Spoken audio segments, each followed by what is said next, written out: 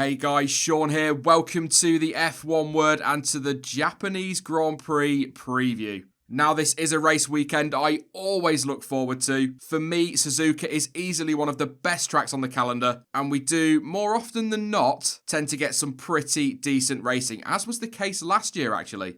It all started in qualifying really after Ferrari made a mistake on tyre choice. That left Sebastian Vettel starting out of position in 8th place, but he made a really strong start to recover, making his way up to P4 by the end of lap 1, partially thanks to Max Verstappen and Kimi Raikkonen coming to blows at the final chicane as the Dutchman locked up, cut the corner and forced the Ferrari off track as he rejoined. That was a move the stewards decided was worthy of a 5-second time penalty, by the way. Kevin Magnussen made a great move around the outside of Charles Leclerc at 130R, but moments later on the start-finish straight, K-Mag made a late move to defend, which caused Leclerc to tag the back of him, leaving the Haas with a puncture, and Charles Leclerc stating over team radio that Magnussen is and will always be stupid. It's a fact.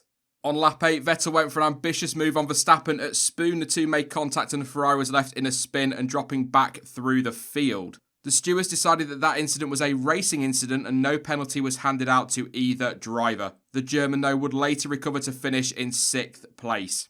Meanwhile, Daniel Ricciardo, who started all the way down in 15th place, was on a charge. He made his way up to P7 by the end of lap 12 and passed Grosjean for P5 on lap 14. The Aussie continued to push hard after that and later on managed to overcut Kimi Raikkonen to take 4th place, a position he would hold all the way to the flag. At the front, Lewis Hamilton and Valtteri Bottas were pretty comfortable, I think it's fair to say, although Verstappen did put some big pressure on Bottas later in the race. But in the midfield, we saw some great racing and a fair bit of overtaking as well, with noteworthy drives from Sergio Perez, who went from 9th to 7th, Esteban Ocon, who finished 9th having started 11th, Carlos Sainz, who took the final point despite starting down in 13th, and Marcus Ericsson, who went from 20th to 12th. What a legend.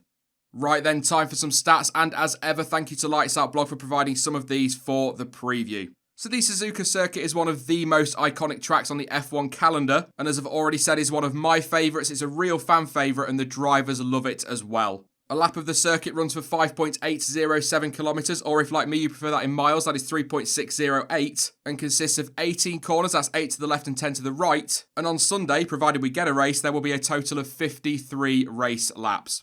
The race lap record is a 1:31.540, and that time was set by Kimi Raikkonen all the way back in 2005, a long time ago now, even though it feels like yesterday. But anyway, it's Lewis Hamilton who holds the record for the fastest ever lap around the circuit, after setting a 1:27.319 on his way to pole position in 2017.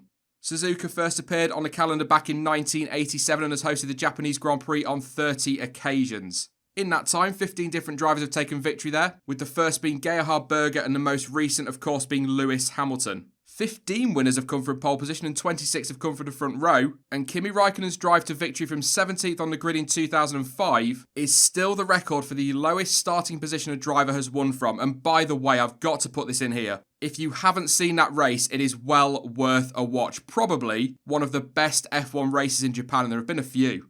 Now, the Japanese Grand Prix used to be one of the last, if not the very last race of the season, and so it will probably not come as too much of a surprise to hear that the Drivers' World Championship has been wrapped up at the circuit 11 times, including 5 consecutive years between 1987 and 1991. Some of those, of course, more controversial than others. And although the driver's title can't be won this weekend, Mercedes can take their 6th consecutive constructors title if they increase the gap back to Ferrari by another 14 points or more.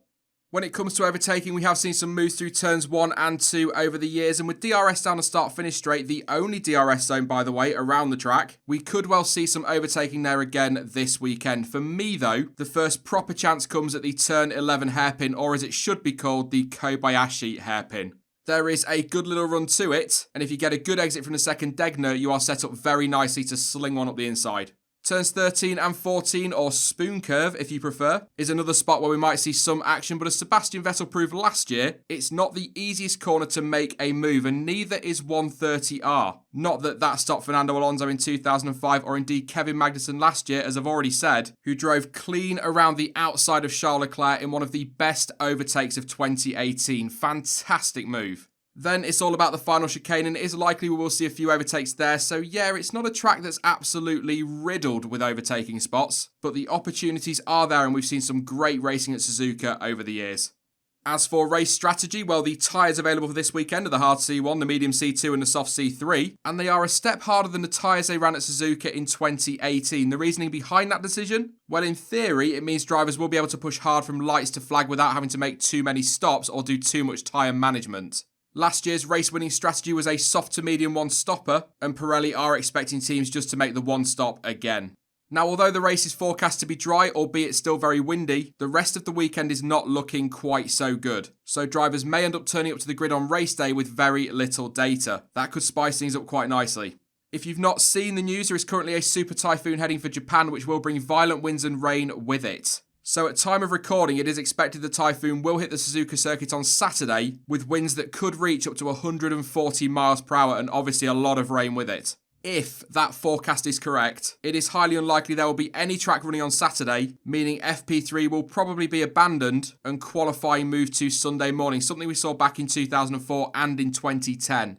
F1 and the FIA have released a statement saying that they are closely monitoring the situation, and it has been reported that a decision on whether or not FP3 and qualifying will go ahead will be made by the end of Friday. And that is something that the drivers are urging the FIA to do, just to make a decision in advance. Be proactive for a change.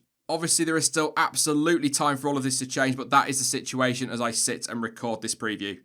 As ever, I'm just going to quickly run through a few news stories that have been doing the rounds in the lead up to this weekend. First off, a Mercedes boss Toto Wolff has said that the team will arrive in Japan with some minor updates for the W10 in a bid to get on top of Ferrari. The updates include a minor tweak to its side pod mounted turning vanes, and a new vane has also been added to the outside of the front wing end plate.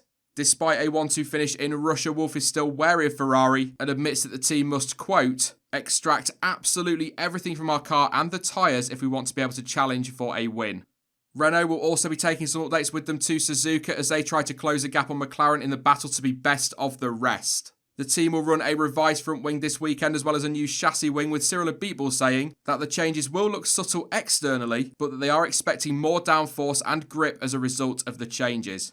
And just quickly to add to this one, Daniel Ricciardo believes that Renault can still beat McLaren to that 4th place in the Constructors' Championship, but concedes that the Woking team are the favourites and that he and teammate Nico Hülkenberg must start getting both cars into the points for the remaining races of the season if they are to succeed in toppling McLaren.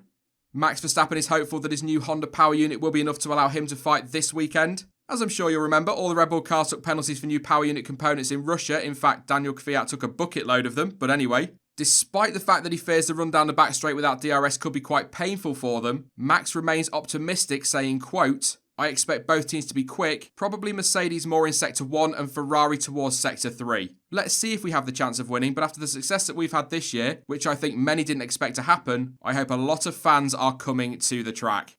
And finally, Sebastian Vettel has said that his decision to ignore team orders in Sochi was, quote, not right, but added that it has now been all cleared up. And his teammate has very much been singing from the same hymn sheet, insisting that everything between them is now sorted. And Leclerc also said that although it seemed like a big deal from the outside, that wasn't the case internally, and added again, quote, what is clear is that the situation wasn't clear for both of the drivers starting the race, and I think that's the most important thing. So we spoke about it and we'll make sure that the situation doesn't happen again in the future. Right then, let's move on. Time for some predictions. So, on paper, this should be all about Mercedes. They have taken pole position at every Japanese Grand Prix since 2014, and they've won them all as well. However, as has been the case since the summer break, Ferrari are definitely right up there and in the fight. And there is also no doubt whatsoever that Red Bull will be pushing both teams all the way as they aim for a good result on Honda's home soil.